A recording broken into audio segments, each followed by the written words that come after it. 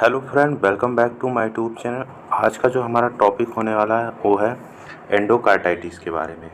आज हम जानेंगे कि एंडोकार्डाइटिस क्या होता है, ठीक है, प्लस उसके कॉजेज़ के बारे में जानेंगे। और जब एंडोकार्डाइटिस की कंडीशन डेवलप हो जाती है तो हमें कौन से सिम्टम हमें देखने को पेशेंट में मिलते हैं। साथ में ही हम उसके मैनेजमेंट को भी देखेंगे। इसके प्रीवियस लेक्चर में हम लोगों ने पेरिकार्डाइटिस और मायोकार्डाइटिस के बारे में पढ़ा था। अगर आपने उसका लेक्चर नहीं देखा है तो उसका लेक्चर आपको डिस्क्रिप्शन बॉक्स में मिल जाएगा। तो चलिए वीडियो को स्टार्ट करते हैं। एंडोकार्डाइटिस स्टार्ट होने से पहले मैं कुछ बेसिक एनाटॉमी बता देता हूँ। हार्ट की जो लेयर होती है, ठीक है, हार्ट वॉल जो होती है उसमें 3 टाइप्स की क्या होती है, लेयर पाई जाती है जो हार्ट मसल्स में होती है, ठीक है। जो इसमें सबसे पहले जो आउटर लेयर होती है उसे हम लोग बोलते हैं ईपीकार्डियम, ठीक है। ईपीकार्डियम हमारा क्या होता है, एक प्रोटेक्टिव लेयर का काम करता है। जैसे कि हम लोगों ने प्रीवियस लेक्चर में डिस्कस किया था पेरिकार्डाइटिस के बारे में, जिसमें क्या हो रहा था, जो हमारी पेरिकार्डियम मतलब जो आउटर लेयर ऑफ हार्ट होती थी वो कहीं ना कहीं इन्फेक्शन होती थी या उसमें इंजरी होने के कारण वो डेवलप होती थी। सेकंड जो हमारा ये जो लेयर आता है वो हमारा होता है मायोकार्डियम, ठीक है, जिसे मिडिल लेयर बोलते हैं। अगर मिडिल लेयर में किसी टाइप का इन्फेक्शन होता है या इन्फ्लामेशन होता है तो उसमें हम बोलते हैं मायोकार्डाइटिस, ठीक है। आइटिस का मतलब सबको पता है कि इन्फ्लामेशन होता है। जहाँ पर भी इंड में आइटिस जुड़ जाता है तो उसका मीन्स होता है इन्फ्लामेशन, ठीक है। अब जो आज का जो हमारा टॉपिक होने वाला है वो है एंडोकार्डियम के बारे में। यानी कि जब एंडोकार्डियम की जो मसल्स होती है वो क्या होती है, किसी कारण से रप्चर हो जाती है, उसके वजह से क्या होता है वहाँ पे हमें इन्फ्लामेशन देखने को मिलता है और कार्डियक सिम्टम हमें देखने को मिलते हैं, ठीक है। तो ये कुछ बेसिक स्ट्रक्चर थे जो हार्ट लेयर के वॉल के बारे में था। अब हम बात करते हैं एंडोकार्डाइटिस के बारे में। तो एंडोकार्डाइटिस क्या होता है? Ineffective endocarditis is an illness caused by microbial infection of the cardiac endothelial surface। यानी जो एंडोथीलियल लेयर होती है, ठीक है, जो कार्डियक की हम लोगों ने लास्ट में अभी बात किया था ना कि एंडोथीलियल लेयर होती है, उसमें किसी प्रकार का क्या हो रहा है, इन्फेक्शन हो रहा हो, ठीक है। उसमें अगर इन्फेक्शन हो रहा है तो इन्फेक्शन हमेशा क्या करता है, आप लोग को पता है कि ये मैकेनिज्म होता है। जब भी इन्फेक्शन होता है तो वहाँ पे क्या होता है, इन्फ्लामेशन होता है, वो इरिटेट करेगा, जो वॉल होती है उसको इरिटेट करेगा और वहाँ से क्या होता है, केमिकल सब्सटेंस रिलीज होती है और वो क्या करती है, वहाँ पे नेक्रोसिस और इन्फ्लामेशन को जनरेट करती है। तो यानी इसमें क्या हो रहा है, जो मेनली जो हमारा एंडोथीलियल होता है, यानी कि जो हमारा एंडोथीलियल मसल्स होती है या सरफेस होती है वो क्या होती है, रप्चर हो रही है, ठीक है। इस पिक्चर में देख सकते हैं। तो जैसे ही क्या हो रहा है, ये आपका एक नॉर्मल एरोटिक वॉल्व है, ठीक है। जब कोई इसी प्रकार का कोई इन्फ्लामेशन वगैरह नहीं आया, जैसे ही क्या हो रहा है, कोई माइक्रो ऑर्गेनिज्म आ रहा है, कोई बैक्टीरिया वगैरह आ रहा है, तो वहाँ पे क्या हो रहा है, प्लेग का फॉर्मेशन होने लग रहा है। यानी बैक्टीरिया क्या कर रहा है, एजरेट कर रहा है वहाँ पे, और वहाँ पे क्या हो रहा है, इंजरी कर रहा है। जिससे देखिए यहाँ पे लिखा हुआ है ना, area of infection erotic wall cause by bacterial endocarditis, ठीक है। तो वहाँ पे क्या हो रहा है, बैक्टीरिया इन्वेट करेगा और वहाँ पे क्या करेगा, इन्फेक्शन कॉज करेगा, जिसके कारण से हमें डिफरेंट टाइप के कार्डियक सिम्टम हमें देखने को मिलते हैं, जो हम अभी आगे डिस्कस करेंगे, ठीक है। अब हम बात करते हैं इटियोलॉजी के बारे में, यानी कि इसके कॉजेज़ के बारे में कि कौन से कॉजेज़ हो सकते हैं जिसके कारण से एंडोकार्डाइटिस हमारा क्या होता है, डेवलप होता है। तो सबसे पहला हमारा जो मेन कॉजेज़ होता है वो हमारा इन्फेक्शन होता है, इन्फेक्शन ऑफ एबनॉर्मल वॉल, ठीक है। रिलेटिव हाई रिस्क होता है ज़्यादातर, जैसे कि एरोटिक वॉल डिजीज़, पहले से ही क्या हो रहा हो, कोई एरोटिक वॉल डिजीज़ हो तो उसमें हाई चांस होता है कि इन्फेक्शन होने की संभावना ज़्यादा होती है, ठीक है। मिट्रल रिगर्गिटेशन प्लस स्टेनोसिस, ठीक है। जो अगर स्टेनोसिस वगैरह हो गया, कोई ऑब्स्ट्रक्शन हो गया हो, ठीक है, मिट्रल वॉल में, या फिर प्रॉब्लम वगैरह कुछ हो गई हो तो उसके वजह से हो सकता है। कॉन्जेनाइटल हार्ट डिजीज़ हो गया हो, अगर प्रीवियस से ही पहले से कोई कॉन्जेनाइटल हार्ट डिजीज़ है उसके वजह से, मतलब कि ये क्या हो रहा है, रिस्क फैक्टर और कॉज कर रहे हैं कि जिससे क्या हो रहा है, जो एंडोकार्डियम की जो लेयर है उसमें रप्चर होने की संभावना क्या हो रही है, ज़्यादा हो जाती है। अब इंटरमीडिएट रिस्क मतलब कि थोड़ी बाद में हमें देखने को मिल सकता है, जैसे कि मिट्रल वॉल प्रोलैप्स हो गया हो उसकी वजह से हो सकता है, या फिर मिट्रल स्टेनोसिस की कंडीशन हो सकती है, उसकी वजह से भी हमें क्या होता है, एंडोकार्डाइटिस देखने को मिल सकता है। आगे देखते हैं।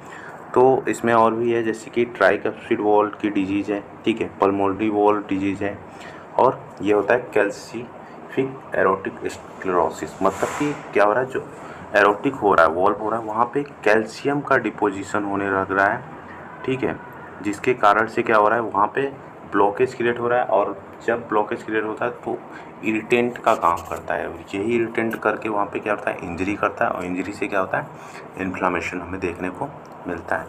वेरी लो रिस्क में जैसे कि एट्रियल सेप्टम डिफेक्ट हो सकता है, उसकी वजह से हो सकता है, या फिर कार्डियक पेसमेकर में किसी प्रकार की डिफॉर्मेलिटी हो सकती है, उसकी वजह से हो सकता है।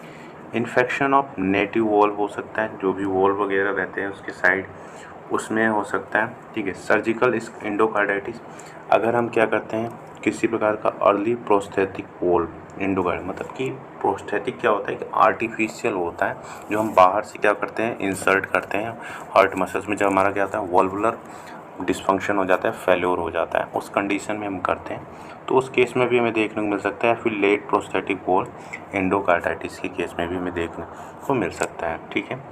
और जो मेन कॉजेटिव एजेंट होता है हमारा, जो ऑर्गेनिज्म होता है, वो हमारा होता है स्ट्रेप्टोकोकस, ठीक है, वेरिडियन होता है, या तो स्ट्रेप्टोकोकस फैक्लियस होता है, या फिर स्टोफाइलोकोकस, ठीक है, इपिडर्मिडाइटिस होता है, ठीक है। तो ये कुछ उसके कॉजेटिव एजेंट थे जिसके कारण से हमें एंडोकार्डाइटिस देखने को मिल सकता है। कुछ नॉन बैक्टीरियल भी हो सकते हैं, जैसे कि रिकेटेशियल, जैसे कोक्जिला बोर्नेटी हो गया, या फिर फंगल हो सकता है, जैसे कि कैंडिडा, ठीक है। तो ये कुछ नॉन बैक्टीरियल होते हैं जो कि एंडोकार्डाइटिस के डेवलप में हेल्प करते हैं। अब हम इसके पैथोफिजियोलॉजी के बारे में जानेंगे कि कैसे एंडोकार्डाइटिस की कंडीशन डेवलप होती है, ठीक है। तो सबसे पहले क्या होता है, किसी प्रकार का क्या होता है, कॉजेटिव एजेंट आते हैं, ठीक है। कॉजेटिव एजेंट आएगा, और वो पॉजिटिव एजेंट क्या करेगा, जो एंडोथेलियल की लाइनिंग होगी, ठीक है, उसको क्या करेगा, डैमेज करेगा, ठीक है। जैसे ही डैमेज होगा वहाँ पे क्या होगा, followed by the platelets fibrin deposition होने का। अब सबको पता है कि जब भी किसी प्रकार का इंजरी होता है तो हमारा मैकेनिज्म स्टार्ट हो जाता है क्लॉटिंग का, वहाँ की इंजरी को क्या करने के लिए, हील करने के लिए, ठीक है। तो फाइब्रेशन ऑफ लेशन, ठीक है, वहाँ पे क्या होगा, अब इंजरी हुआ, ठीक है, तो वहाँ पे क्या होगा, फाइब्रिन तो आ रहा है, ठीक है, डिपॉजिट भी हो रहा है, लेकिन वहाँ पे क्या हो रहा है, लेशन का एक फॉर्मेशन हो रहा है, जिसे हम लोग बोलते हैं नॉन बैक्टीरियल थ्रोम्बोटिक एंडोकार्डाइटिस, ठीक है। वहाँ पे थ्रोम्बस का फॉर्मेशन हो रहा है, और इसी को हम लोग बोलते हैं थ्रोम्बोटिक एंडोकार्डाइटिस, ठीक है। फिर ये क्या करता है, bacteremia then allow bacteria colonisation, जैसे जैसे बैक्टीरिया की अमाउंट क्या हो रही है वहाँ पे बढ़ जा रही है ब्लड में, वैसे ही क्या कर रहा है, वो कोलोनाइज कर रहा है अपने आप को, और भी क्या कर रहा है, ग्रोथ कर रहा है, ठीक है। अब जो कोलोनाइजेशन क्या करेगा, अलाउ करेगा फॉर्मेशन ऑफ वेजिटेशन और as more organism adhere to non bacterial thrombolytic endocarditis lesion, ठीक है। जो एंडोकार्डाइटिस लेसन बन गया वहाँ पे क्या करेगा, जो माइक्रो ऑर्गेनिज्म बैक्टीरिया वगैरह होंगे वो एडेयर करने, यानी वहाँ पे क्या करेंगे, चिपकने लगेंगे और अपना ग्रोथ क्या करेंगे, और करेंगे, और जो लेयर होगी उसको क्या करेंगे, और डैमेज करते जाएंगे। क्यों डैमेज करेंगे, क्योंकि उनको भी रिक्वायरमेंट होती है एनर्जी की, तो एनर्जी वो कहाँ से ले रहे हैं, उस वॉल के लेयर से, ठीक है। इनफेक्टिव, फिर लास्ट में हमारा एंडोकार्डाइटिस होता है विद स्ट्रक्चरल एबनॉर्मलिटी, ठीक है। तो ये हमारा एक पैथोफिजियोलॉजी था, आप चाहे तो इसका स्क्रीनशॉट ले सकते हैं, ठीक है। अब हम बात करते हैं इसके साइन और सिम्टम, यानी कि क्लिनिकल फीचर के बारे में जानेंगे, ठीक है। तो हमें पेशेंट में कौन कौन से साइन सिम्टम देख रहे हैं, फीवर, तो सबसे पहले हमें क्या देखने को मिल रहा है, फीवर। क्यों देखने मिल रहा है, आप सभी को पता है जब भी किसी प्रकार का इन्फेक्शन होता है हमारी बॉडी में, तो सबसे हमारा मैकेनिज्म जो होता है, जो हमारा टेम्परेचर होता है वो राइज होता है, ठीक है, जिससे हमें इंडिकेट करता है कि हमारे बॉडी में कहीं ना कहीं क्या हो रहा है, माइक्रो ऑर्गेनिज्म इन्वेड किया गया है, मतलब अंदर इंटर हो गया है, उसकी वजह से हमें फीवर देखने को मिल सकता है। ये फीवर आपको वेरिएबल भी मिल सकता है और लो ग्रेड भी देखने को मिल सकता है। एनीमिया हो सकता है, क्योंकि वहाँ की जो टिश्यू वगैरह होती है वो क्या करती है, वो रप्चर हो जाती है, ठीक है। और जो एंडोकार्डाइटिस के आप मसल्स वहाँ पे अपने पिक्चर देख रहे थे, तो वहाँ पे जो मॉल हो रही थी, ठीक है, वॉल में क्या हो रहा था, यहाँ पे क्या हो रहा था, प्लगिंग हो रहा था, जिसके कारण से अब सबको पता है कि ब्लड का अगर यहाँ पे प्लगिंग हो जा रहा है, माइक्रो इन्फेक्शन वगैरह हो जा रहा है, तो ये क्या कर रहा है, जो वॉल होगी पूरी तरीके से ब्लॉक हो जाएगी, जिसके कारण से जो ब्लड होगा हमारा क्या होगा, आगे पंप आउट नहीं होगा, जिसके पेशेंट में हमें एनीमिया देखने को मिल सकता है। जो इसका सिम्टम में शो होगा वो कैसा होगा, yellow discolouration of the skin, skin क्या होगी, येलो डिस्कलरेशन देखने को मिल सकता है। क्लबिंग देखने को मिल सकता है, और फिंगर एंड टो अगर अर्ली, ठीक है। अगर पेशेंट में एंडोकार्डाइटिस हुआ है तो आपको मायोकार्डाइटिस केस में भी देखने को मिलता था और एंडोकार्डाइटिस, मतलब कि आपको ये दोनों केस में ही देखने को मिल रहा था क्लबिंग, ठीक है। तो ये आपको फिंगर और टो में देखने को मिल सकता है। स्प्लीनोमेगेली देखने को मिल सकता है, स्प्लीन का साइज़ बड़ा होना, क्योंकि वहाँ पे क्या होगा, अगर देखो हमारे बॉडी को रिक्वायरमेंट होती है तो वहाँ पे क्या होता है, अगर ये इन्फेक्शन ट्रेवल करके चल जाता है हमारे स्प्लीन में, क्यों जाता है, क्योंकि आपको पता है कि आरबीसी का जो डिस्ट्रक्शन होता है स्प्लीन में। अब ये जो माइक्रो ऑर्गेनिज्म होंगे वो ट्रेवल करके जाएंगे ब्लड के द्वारा, अगर वहाँ पे गए तो वहाँ पे भी क्या कर सकते हैं, इन्फेक्शन, मतलब कि मल्टीपल ऑर्गन डैमेज होने के भी चांसेस होते हैं इसमें। एथरेल्जिया हो सकता है, sudden transit pain in joint, ठीक है, विदाउट एनी इफ्यूजन आपको देखने को मिल सकता है, ठीक है। और देखिए इसमें आपको पिक्चर में दिखाया गया है, तो सेरिब्रल एम्ब्लॉई हो सकता है कि जो अगर हार्ट की मसल्स हो रही है, ठीक है, डैमेज हो रही है, तो यहाँ पे क्या हो रहा था, थ्रोम्बस का फॉर्मेशन होता है। यही थ्रोम्बस अगर क्या कर रहा है, ट्रेवल करके कहाँ पहुँच जा रहा है, हमारे ब्रेन में, ठीक है, तो उसी को हम लोग बोलते हैं एम्बोलाई। और वो वहाँ पे क्या कर रहा है, ऑब्स्ट्रक्शन क्रिएट कर रहा है, यानी कहीं ना कहीं क्या कर रहा है, ब्लड की सप्लाई क्या कर रही है, वहाँ पे ऑब्स्ट्रक्ट हो रही है इस एम्बोलिज्म के कारण से। और वहाँ पे क्या होगा, एडिमा वगैरह होगा, स्वेलिंग वगैरह में देखने को मिल सकता है, ठीक है, हैमरेज वगैरह देखने को मिल सकता है। ये आप चाहे तो इसका पिक्चर ले सकते हैं, इसमें सारी चीज़ें वही है, स्प्लीनोमेगेली वगैरह है, ठीक है। आपको डिजिटल क्लबिंग देखने को मिल सकता है स्प्लिंटर हेमरेजिक वगैरह केस में, तो आप इसका पिक्चर ले लीजिए, इससे आपको क्लियर हो जाए कि कहाँ पे कौन सी दिक्कत ज़्यादा हमें देखने को मिल रही है, ठीक है। अब हम आगे बढ़ते हैं इसके डायग्नोसिस या फिर इन्वेस्टिगेशन के बारे में, ठीक है। डायग्नोसिस में सबसे पहले अगर कोई भी डायग्नोसिस करने जा रहे हैं तो सबसे पहले हमें उसकी क्या करना है, हिस्ट्री लेते हैं पेशेंट की, ठीक है, हिस्ट्री टेकिंग करेंगे और उसके बाद क्या करेंगे, उसका फिजिकल एग्जामिनेशन करेंगे, जिससे हमें उसके एग्जैक्ट प्रॉब्लम का तो नहीं, मतलब कि आपको सिम्टम और साइन का क्या होता है पता लग जाता है कि पेशेंट में दिक्कत क्या हो रही है। फिर उसके बाद हम लोग लैब की तरफ मूव करते हैं। पहले आपको हिस्ट्री टेकिंग लेना रहता है, दूसरा फिजिकल एग्जामिनेशन लेना रहता है। तो लैब की तरफ जब मूव करते हैं तो हम उसका क्या करते हैं, ब्लड कल्चर कराते हैं। जैसे ब्लड कल्चर में हमें पॉजिटिव टेस्ट मिल सकता है थर्ड डे में, जिससे हमें क्या होता है, बैक्टीरिया वगैरह के भी हमें अगर रहेगा तो हमारा क्या होगा, जो WBC होगा वो हमारा क्या रहेगा, इंक्रीज देखने को मिलेगा, जिससे हमें पता चलता है कि बैक्टीरिया का क्या हो रहा है, एम्बेडेड हो रहा है। और हमारा क्या हो रहा है, एनीमिया का केस देखने को मिल रहा था, तो एनीमिया में हमारा क्या होगा, जो हमारा RBC होगा क्या होगा, वो भी कम होगा, ठीक है, RBC भी हमारा कम होगा, और जो हमारा हीमोग्लोबिन भी होगा वो भी क्या होगा, डिक्रीज आपको देखने को मिलेगा, ठीक है। उसके बाद आप उसको यूरिन एग्जामिनेशन के लिए भेज सकते हैं, माइक्रोस्कोपिक हीमोचूरिया वगैरह हो रहा है, अगर ज़्यादा सीवियर केस हो रही है तो हीमोचूरिया भी देखने को मिल सकता है, ठीक है। हेमेटोलॉजी में भी राइस ESR देखने को मिल सकता है, और राइस C रिएक्टिव प्रोटीन भी देखने को मिल सकता है। पेशेंट को आप चेस्ट एक्सरे करा सकते हैं, राइट साइड एंडोकार्डाइटिस अगर हो रहा है with multiple shadow visual done due to embolic pneumonia, ठीक है। अगर क्या हो रहा है, राइट साइड जो एंडोकार्डाइटिस हो रहा है, राइट साइड अगर हो रहा है तो उसमें हमें मल्टीपल शैडो देखने को मिल सकता है एक्सरे में, ठीक है। ECG करा सकते हैं उसमें, ठीक है, इसमें मायोकार्डियल इंफ्रैक्शन देखने को मिल सकता है। अगर आपने ये मतलब कि एक कॉम्प्लिकेशन अराइज करता है, जैसे कि अगर प्रोलॉन्ग टाइम से क्या हो रहा है, एंडोकार्डाइटिस हो रखा है, तो ये कॉम्प्लिकेट कर सकता है आपको मायोकार्डियल इंफ्रैक्शन की तरफ, ठीक है, तो उसमें भी आपको देख सकते हैं।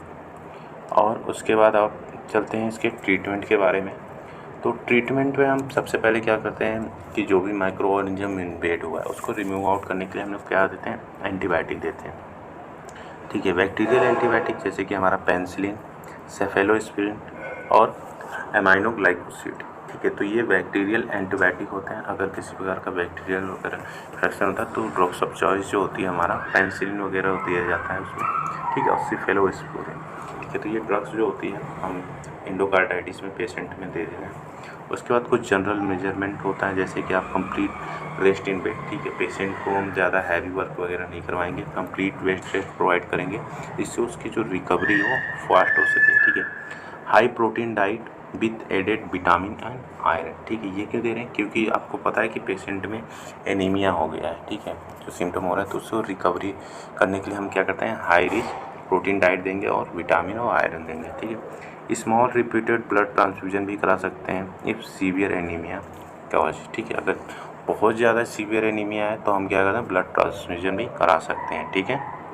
और अगर फंगल एंडोकार्डाइटिस हो रहा है, ठीक है, अगर किसी प्रकार का हमने उसका इन्वेस्टिगेशन करा और ये पता चला कि उसमें फंगल एंडोकार्डाइटिस हुआ है, तो हम क्या करते हैं, उसमें एम्फोटेरिसिन भी दे सकते हैं, ठीक है, और surgical excision of the prostatic wall भी लगा सकते हैं। आर्टिफिशियल क्या कर रहे हैं, हम वॉल का ट्रांसप्लांट कर रहे हैं उसमें, ठीक है। कुछ सर्जिकल मेजरमेंट हो सकता है, जैसे कि infection can not be control by medication. अगर जो इन्फेक्शन है वो एंडोकार्डाइटिस का अगर नहीं ट्रीट हो पा रहा है मेडिकेशन, तो हम क्या करते हैं, सर्जिकल की तरफ मूव करते हैं, ठीक है। Acute and chronic heart as result of wall destruction, specially aortic wall, septal defect and major एम्बलाई।